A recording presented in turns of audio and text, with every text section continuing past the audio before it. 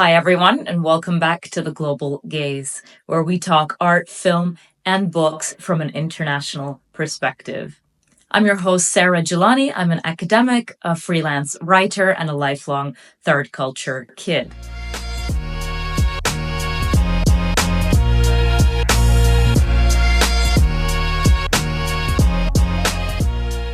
Today, we're diving into three powerful novels by African women writers who reshaped not only English literature, but also how we think about gender, history, and society.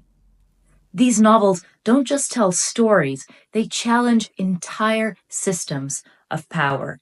We'll be exploring Destination Biafra by Buchi Emecheta, Our Sister Killjoy by Ama Ata Aidoo, and Woman at Point Zero by Nawal El Sadaawi. All three of these novels, one from Nigeria, the other from Ghana, and the third from Egypt, reimagine and complicate what it means to be a woman in post-colonial Africa today. So whether you're new to world literatures in English or you're looking deep in your understanding, this video will tell you all about what makes these three novels so enduring and necessary. Let's begin with Destination Biafra, published in 1982 by the Nigerian novelist Buchi Emecheta. Born in Lagos in 1944, Emecheta moved to the UK in her teens and went on to become one of the most significant African writers of the 20th century. Her fiction often explores migration, gender, and class, and Destination Biafra stands out as the most political of her novels. Set during the Nigerian Civil War, sometimes also called the Biafran War, of the late 1960s, this novel follows Debbie, the daughter of a Nigerian politician. She defies her elite class status to experience the war firsthand by becoming a soldier. Emecheta isn't just adding a quote-unquote female perspective to war novels here. She's trying to do something far more radical, and bear in mind this is 1982. She's trying to reframe how history is told and get us to ask, where do we look for historical knowledge and stories, and whether we turn to women and their experiences enough. Most official accounts of the Biafran War have focused on state power, territorial politics, and military strategy. But Destination Biafra centers the everyday resilience of women on both sides of the conflict. Through the character of Debbie and the women she meets on her journey, they're traders, mothers, refugees, Emecheta shows that women were not merely victims of the war, but they were interpreting its geopolitical dynamics and practicing resilience in a way that helped the entire community survive. Her insights cut deeper than the politicians' words, and they're echoed again and again throughout Emecheta's novel. For her, women's knowledge isn't just necessary, it's essential to understanding conflict. She ends the novel with her character Debbie choosing to stay in Nigeria after the war to tell the story of what happened. That's not just a character arc. It's a statement on who gets to tell history and from where. Next up is Woman at Point Zero, published in 1983 by the Egyptian novelist and doctor Nawal El Sadaawi. Born in 1931 in a village north of Cairo, El Sadaawi was not just a writer, but a firebrand public intellectual. A doctor of sexual health, a political dissident, a prisoner, and a relentless critic of religious fundamentalism. Her life and work were inseparable from her politics, and she remained a thorn in the side of almost every power structure she encountered. Woman at Point Zero is based on a woman El Sadaawi actually met while she was working as a prison psychiatrist. That woman, Firdevs, is the voice of the novel. a sex worker on death row who recounts her life story before her execution. And her story is a devastating indictment of the forces that grind down women. What's remarkable is how the character of Firdevs refuses pity. "I'm not afraid of death," she tells El Sadaawi.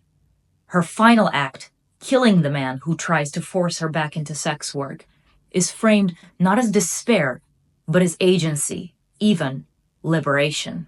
What makes Women at Point Zero so enduring is that it isn't just about Egypt or Africa.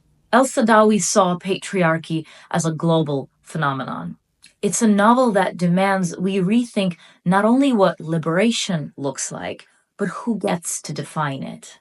And finally, the last novel I'd love to recommend you is Our Sister Killjoy, written in 1977 by Ama Ata Aidoo, a Ghanaian writer, dramatist, and one-time education minister. Born into a Fante family, Aidoo was a lifelong advocate for social justice, Pan-African unity, and gender equality. She was also the first African woman to publish a play.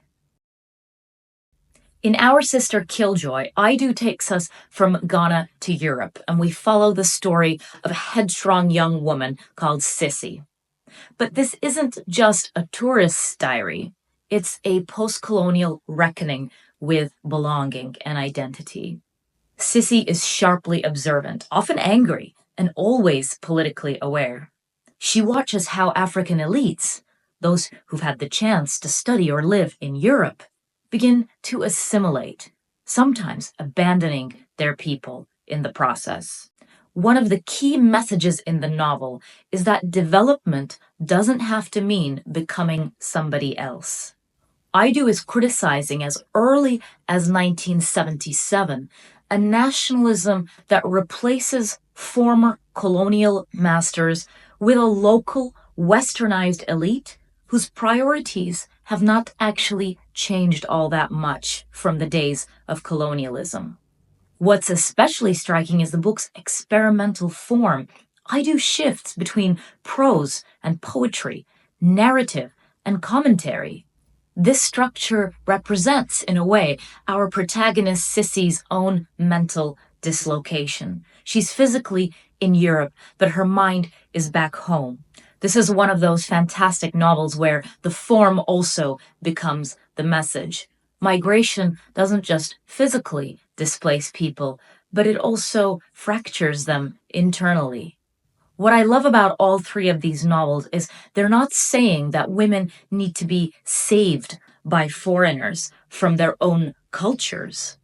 Instead, what Aidoo and the other two authors show is that some of the most meaningful forms of women's resilience and survival can actually come from their own contexts.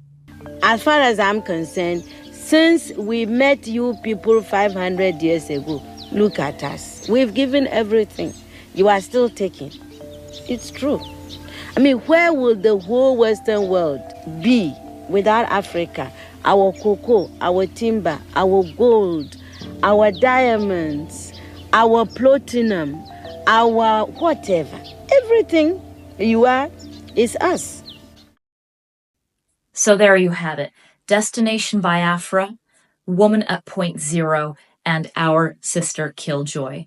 3 authors and 3 novels that say if women are not free, then none of us are. But these aren't just women's stories. They're for everyone, because they make 2 really, really important points. Firstly, they show us that English literature has a rich heritage outside of the West.